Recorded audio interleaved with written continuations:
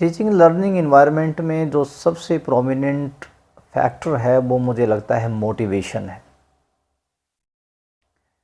बिना मोटिवेशन के कुछ नहीं होता, कहीं पर भी नहीं होता, टीचिंग लर्निंग में तो होगा ही नहीं।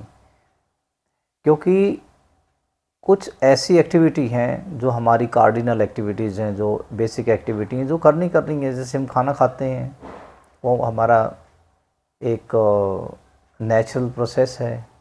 नींद आ जाती है आराम से। कुछ ऐसे काम हैं जो इजीली सीख जाते हैं लोग।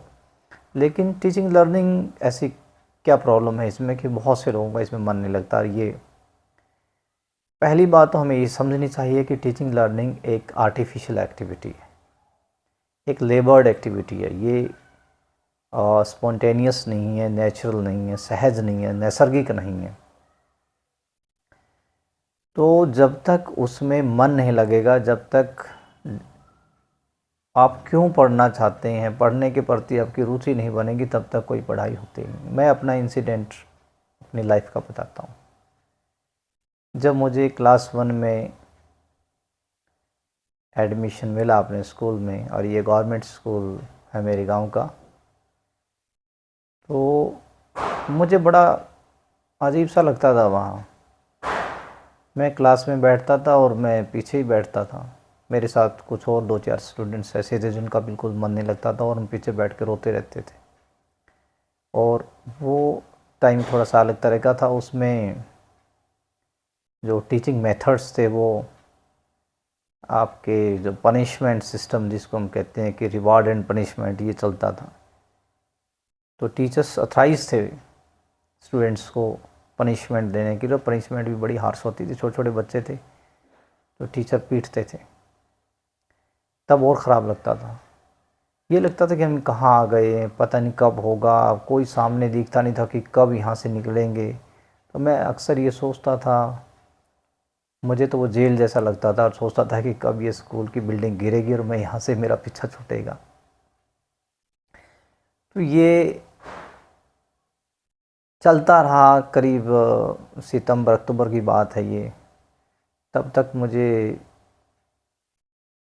कोई रुचि उसमें पढ़ाई में हुई नहीं। तो हिंदी मीडियम स्कूल थे, टीचर रोज़ हमें वर्णमाला सिखाते थे। रोज़ बोर्ड पे रूटीनल उनको सिखाना है, रोज़ सभी स्टूडेंट्स से वो पढ़वाते थे। एक बार नहीं आता था तो फिर वही बात थी, पिटाई होती थी। एक दिन पता नहीं क्या हुआ कि मैंने वो सब वर्णमाला के जितने वर्ण थे वो सारे मैंने पढ़ लिए।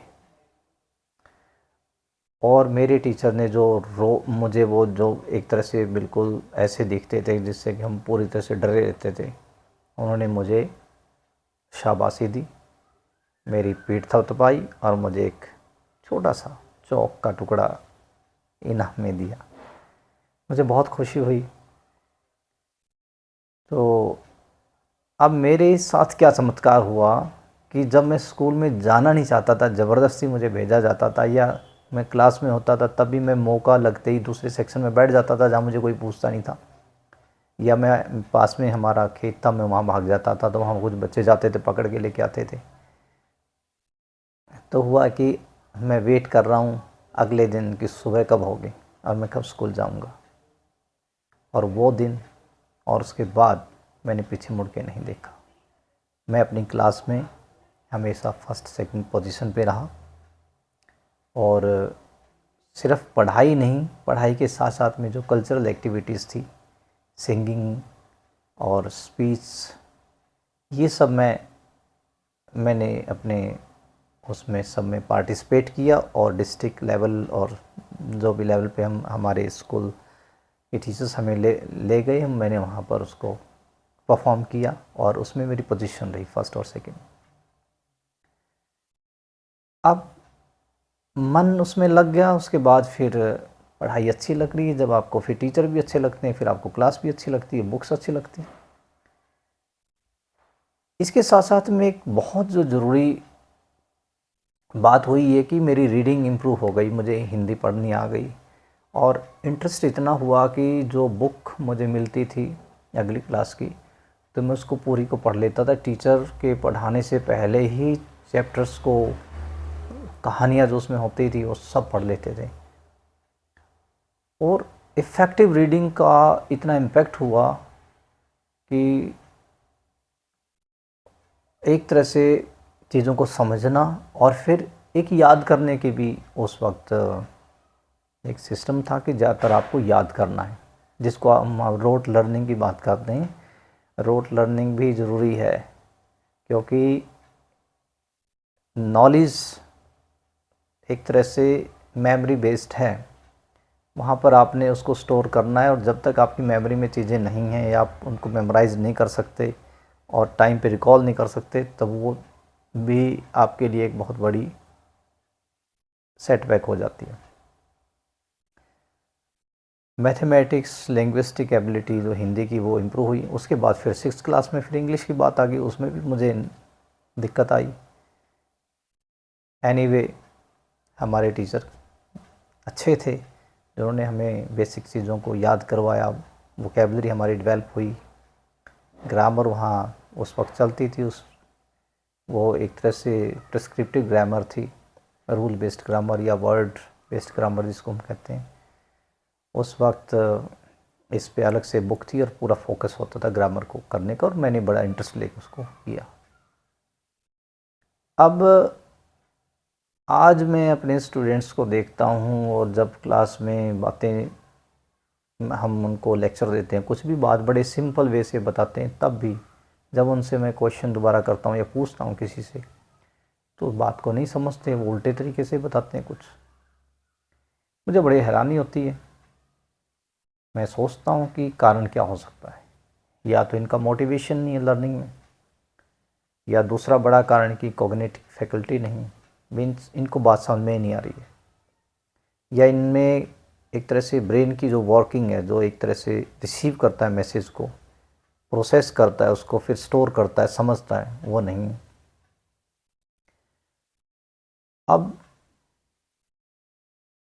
ये बहुत ज़रूरी है। और तीसरी जो बात है वो है मेमोरी की, याद रखने की। अब ये तो सबकी अपनी अपनी है कि अगर आपको याद रखना है तो याद रखने के अपने अलग तरीके हैं। किसी की मेमोरी शुरू से ही बहुत शार्प होती है, वो जल्दी चीज़ों को रिटेन कर लेते हैं, रिकॉल कर लेते हैं, याद हो जाती हैं, कोई दिक्कत नहीं। किसी की बहुत पुअर होती है, लेकिन अगर उसमें एफर्ट नहीं लगाएंगे याद करने के तो फिर और समस्या है। तो अभी मैं देखता हूँ जो हमारा सेमेस्टर सिस्टम है, इसमें 3-4 महीने की पढ़ाई होती है। 3-4 महीने के बाद एग्ज़ाम हो जाता है। उसके बाद स्टूडेंट जितना उसको कोर्स है उसको इतने टाइम तक वो रिटेन करते हैं, दिमाग में रखते हैं।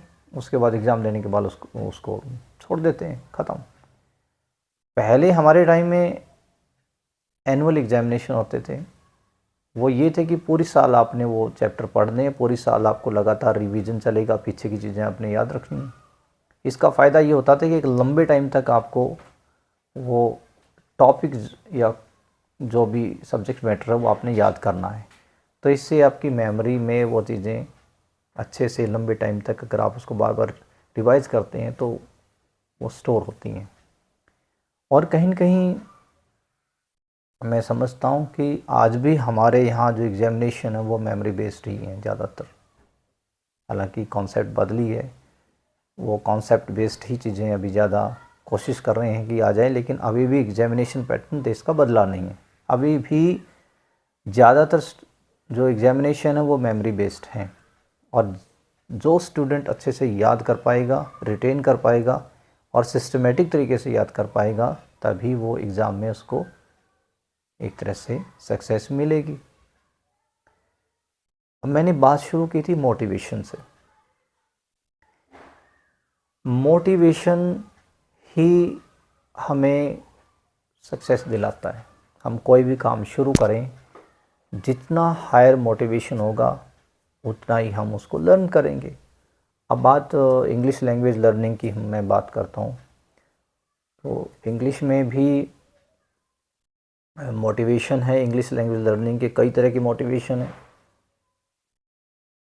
एक मोटिवेशन है इंस्ट्रूमेंटल, कि आपको इंग्लिश क्यों सीखनी है, क्योंकि आपको उसकी नीड है एक जॉब के लिए, या आपको कहीं अब्रॉड आपने जाना, कोई एग्ज़ाम पास करना है, जैसे आइल्स और दूसरे एग्जामिनेशंस।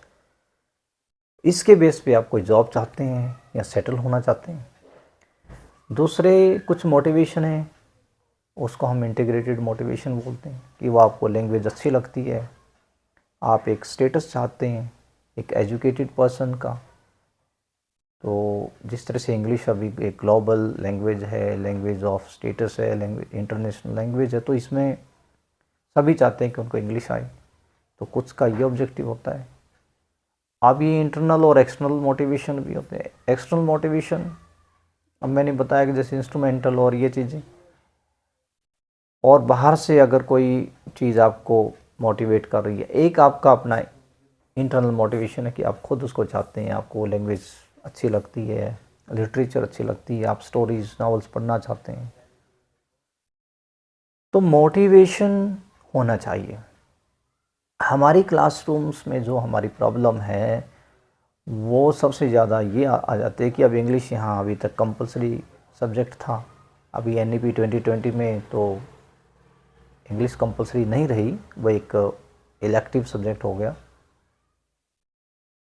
ज़्यादातर स्टूडेंट इंग्लिश में बेसिक इंग्लिश उनकी शुरू से उनकी लिंग्विस्टिक कॉम्पिटेंस नहीं है, और फिर उनको फर्स्ट ईयर में आते हुए इंग्लिश स्टडी करनी पड़ती है। उनका मन ही नहीं है, वो उसको पढ़ना नहीं चाहते, उनका कोई मोटिवेशन उस साइड में नहीं है। एक लिंग्विस्टिक कॉम्पिटेंस बहुत पुअर है शुरू से ही, ये भी दिक्कत है। तीसरी बात, कॉग्निटिव फैकल्टी, जो एक लर्निंग प्रोसेस होती है वो उसमें उनको वो ट्रेन नहीं है। मैं कई बार क्लास में कहता हूँ कि क्या पढ़ना है इससे ज़्यादा इम्पोर्टेंट है कैसे पढ़ना है, क्या सीखना है, क्या लर्न करना है, उससे ज़्यादा इम्पोर्टेंट है कैसे लर्न करना है। और ये बात मेरे ख्याल से हमारे स्कूल लेवल पे या कॉलेज लेवल पे कभी क्लासरूम में डिस्कस नहीं होती है, और ना ही हमारे स्टूडेंट इसमें ट्रेंड हैं। अगर प्राइमरी लेवल पे या मिडिल लेवल पे या हाई क्लासेस तक भी स्टूडेंट्स को हाउ टू लर्न में हम उनको प्रैक्टिस करवाएं तो शायद आगे उनको पढ़ने में दिक्कत ज़्यादा नहीं आएगी। हर स्टूडेंट ऑटोनमस लर्नर हो सकता है और वो अपनी लर्निंग की रिस्पॉन्सिबिलिटी खुद ले सकते हैं। लेकिन होता ये है कि फोकस शुरू से ही क्लास आप LKG UKG से लेकर और आगे तक फोकस ये रहता है कि एक सिलेबस है, करिकुलम है, उसको ही करवाना है। लेकिन कैसे करवाना है ये ज़्यादा स्कूल्स और कॉलेज लेवल पे नहीं होता। मेरे ख्याल से ज़्यादातर स्टूडेंट्स की जो रुचि नहीं बन पाती है वो 3 जो कारण हैं सबसे बड़े वही हैं। एक तो मोटिवेशन नहीं है उसको करने का, सीखने का। दूसरा कॉग्निटिव फैकल्टी पुअर है, और तीसरा उनकी जो लर्निंग स्ट्रेटजीज हैं, जो लर्निंग के एक जो प्रैक्टिस होनी चाहिए वो उनके पास नहीं है। ये 3 एस्पेक्ट पे अगर हम फोकस करेंगे तो कहीं ना कहीं हमारे स्टूडेंट्स ऑटोनमस लर्नर होंगे, और वो टीचर को उन्हें सिर्फ मैनेज करना है, मोटिवेट करना है, सिर्फ उनको फैसिलिटेट करना है तो टीचर एज ए फैसिलिटेटर हो सकता है। अदरवाइज़ एक रोट लर्निंग चलेगी, लगातार हम कितना भी एफर्ट टीचर लगाता है और स्टूडेंट लगाता है तो हमें वो रिज़ल्ट नहीं मिलते। अब टीचर 50% दे सकता है, 50% डिपेंड करता है स्टूडेंट के ऊपर। अगर वो अपना 50% नहीं लगाई तो रिज़ल्ट तो 50% से भी कम होगा, क्योंकि ये प्रोफेशन थोड़ा सा अलग है। इसका रिज़ल्ट डिपेंड करता है कि लर्नर कितना रिस्पॉन्स करता है और कितनी वो अपनी लर्निंग पे फोकस कर रहा है। तो ये कुछ बातें थी जो मैं डिस्कस करना चाहता था, और हो सकता है कि अगर हम इन पे फोकस करेंगे तो शायद हम टीचिंग लर्निंग को एक इंटरेस्टिंग एक्टिविटी बना पाएंगे, और हमारे स्टूडेंट्स ज़्यादा मोटिवेटेड होंगे लर्निंग में, और वो ये स्ट्रेटजीज अडॉप्ट करके अपनी टीचिंग लर्निंग को बहुत इफ़ेक्टिव और इंटरेस्टिंग कर पाएंगे। Thank you.